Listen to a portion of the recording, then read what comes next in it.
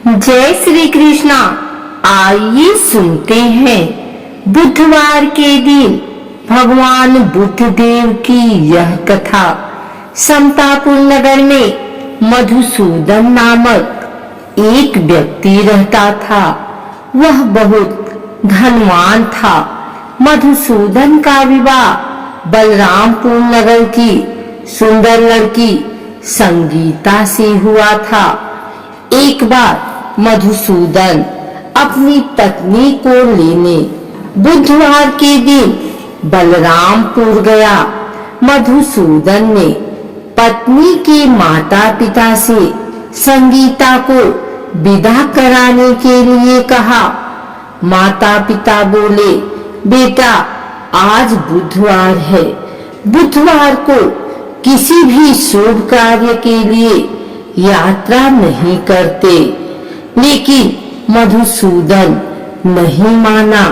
उसने ऐसी शुभ अशुभ की बातों को न मानने की बात कही। दोनों ने बैलगाड़ी से यात्रा प्रारंभ की। 2 कोस की यात्रा के बाद उसकी गाड़ी का एक पहिया टूट गया। वहां से दोनों ने पैदल ही यात्रा शुरू की। रास्ते में संगीता को प्यास लगी। मधुसूदन उसे एक पेड़ के नीचे बैठाकर जल लेने चला गया। थोड़ी देर बाद जब मधुसूदन कहीं से जल लेकर वापस आया तो वह बुरी तरह हैरान हो उठा, क्योंकि उसकी पत्नी के पास उसके ही शक्ल सूरत का एक दूसरा व्यक्ति बैठा था। संगीता भी मधुसूदन को देखकर हैरान रह गई। वह दोनों में कोई अंतर नहीं कर पाई। मधुसूदन ने उस व्यक्ति से पूछा, तुम कौन हो और मेरी पत्नी के साथ क्यों बैठे हो? मधुसूदन की बात सुनकर उस व्यक्ति ने कहा, अरे भाई, यह मेरी पत्नी संगीता है। मैं अपनी पत्नी को ससुराल से विदा करा कर लाया हूँ। लेकिन तुम कौन हो जो मुझसे ऐसा प्रश्न कर रहे हो? मधुसूदन ने कहा, तुम जरूर कोई चोर या ठग हो। यह मेरी पत्नी संगीता है। मैं इसे पेड़ के नीचे बैठाकर जल लेने गया था। इस पर उस व्यक्ति ने कहा, अरे भाई, झूठ तो तुम बोल रहे हो। संगीता को प्यास लगने पर जल लेने तो मैं गया था। मैंने तो जल लाकर अपनी पत्नी को पिला भी दिया। अब तुम चुपचाप यहाँ से चलते बनो, नहीं तो किसी सिपाही को बुलाकर तुम्हें पकड़वा दूंगा। दोनों एक दूसरे से लड़ने लगे। उन्हें लड़ते देख बहुत से लोग वहाँ एकत्र हो गए। नगर के कुछ सिपाही भी वहाँ आ गए। सिपाही उन दोनों को पकड़कर राजा के पास ले गए। सारी कहानी सुनकर राजा भी कोई निर्णय नहीं कर पाया। संगीता भी उन दोनों में से अपने वास्तविक पति को कहीं नहीं पहचान पा रही थी। राजा ने दोनों को कारागार में डाल देने के लिए कहा। राजा के फैसले पर असली मधुसूदन भयभीत हो उठा। तभी आकाशवाणी हुई, मधुसूदन, तूने संगीता के माता पिता की बात नहीं मानी और बुधवार के दिन अपने ससुराल से प्रस्थान किया। यह सब भगवान बुद्ध देव के प्रकोप से हो रहा है।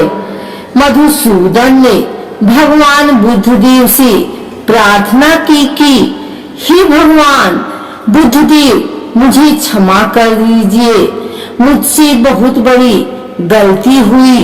भविष्य में अब कभी बुधवार के दिन यात्रा नहीं करूंगा और सदैव बुधवार को आपका व्रत किया करूंगा। मधुसूदन के प्रार्थना करने से भगवान बुद्धदेव ने उसे क्षमा कर दिया। तभी दूसरा व्यक्ति राजा के सामने से गायब हो गया। राजा और दूसरे लोग इस चमत्कार को देख हैरान हो गए। भगवान बुद्धदेव की इस अनुकंपा से राजा ने मधुसूदन और उसकी पत्नी को सम्मान पूर्वक विदा किया। कुछ दूर चलने पर रास्ते में उन्हें बैलगाड़ी मिल गई। बैलगाड़ी का टूटा हुआ पहिया भी जुड़ा हुआ था। दोनों उसमें बैठकर समतापुर की ओर चल दिए। मधुसूदन और उसकी पत्नी संगीता दोनों बुधवार का व्रत करते हुए आनंद पूर्वक जीवन यापन करने लगे। इस तरह भगवान बुद्धदेव की कृपा से उनके यहाँ खुशियां बरसने लगी। इस तरह जो स्त्री पुरुष विधिवत बुधवार का व्रत करके व्रत सुनती है, भगवान बुद्धदेव उनकी सभी मनोकामना पूर्ण करते हैं। आइए सुनते हैं बुधवार पूजन विधि। पौराणिक मान्यता के अनुसार बुधवार के व्रत का आरंभ विशाखा नक्षत्र युक्त बुधवार को करना चाहिए और इसके बाद लगातार 7 बुधवार तक व्रत करना चाहिए। व्रत शुरू करने से पहले गणेश जी सहित 9 ग्रह पूजन करना भी जरूरी माना जाता है। व्रत के दौरान में भागवत महापुराण का पाठ भी करवाया जा सकता है। इसके अलावा शुक्ल पक्ष के पहले बुधवार से भी बुधवार का व्रत करना शुभ माना जाता है। प्रातः काल उठें, नित्य क्रिया से निपटने के पश्चात स्नान आदि से स्वच्छ होकर भगवान बुद्ध की पूजा करनी चाहिए। व्रती हरे रंग की माला या वस्त्रों का प्रयोग करे तो उत्तम रहता है। यदि पूजा के लिए भगवान बुद्ध की प्रतिमा न मिले तो भगवान शिव शंकर की प्रतिमा के निकट भी पूजा की जा सकती है। दिन भर के व्रत के पश्चात शाम को भी पूजा करनी चाहिए और केवल एक समय भोजन करना चाहिए। व्रत में हरे रंग के वस्त्र, फूल या सब्जी आदि दान करने चाहिए। इस दिन एक समय दही, मूंग दाल का हलवा या फिर हरी वस्तु से बनी चीजों का सेवन करना चाहिए। कहते विधि विधान से अगर इस व्रत को किया जाए तो जीवन में सुख शांति रहती है और घर धन धान्य से भरे रहते हैं।